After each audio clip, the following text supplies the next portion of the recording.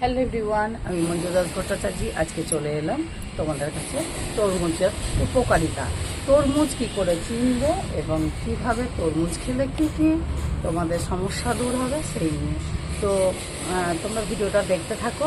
তরমুজ সবাই খাও, তরমুজ কিন্তু কেউ চিনো না, তাই তো?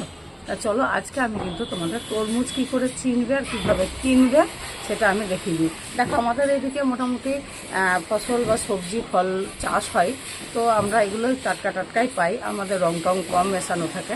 তো তোমরা যারা বাইরে থাকো তারা হয়তো অবশ্যই চিনতে পারো না, তো কিনে নিয়ে যাও, গিয়ে দেখবে সাদা বা ইঞ্জেকশন দেওয়া আছে, তাহলে সেটা কেমন করে বুঝবে?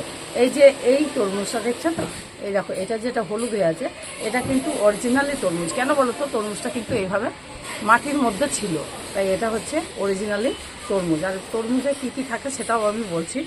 আর ইঞ্জেকশন দেওয়া হলে এই জায়গাটা একটু তোমরা লক্ষ্য করবে, এই জায়গায় ইঞ্জেকশনটা পুশ করে, সেই কালার পুশটা আস্তে আস্তে আস্তে আস্তে ভিতরটাই গোটাটাই ছড়িয়ে যায়, ঠিক আছে?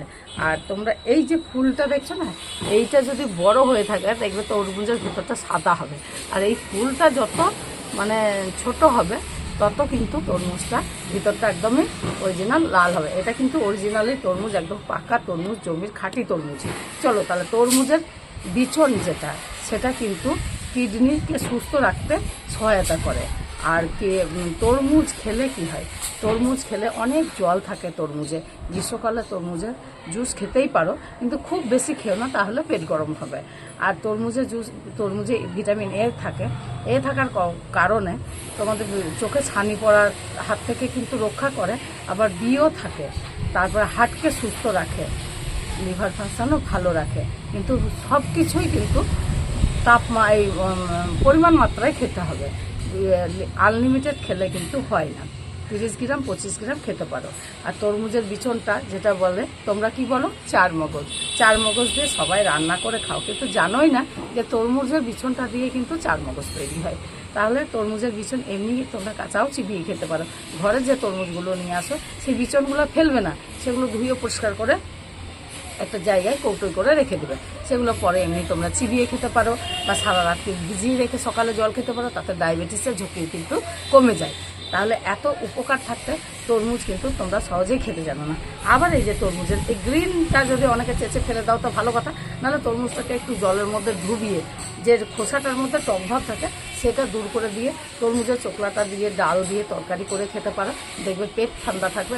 লাউয়ে যে কাজ করে, তরমুজের খোসাটাতেও কিন্তু সেই কাজ করবে।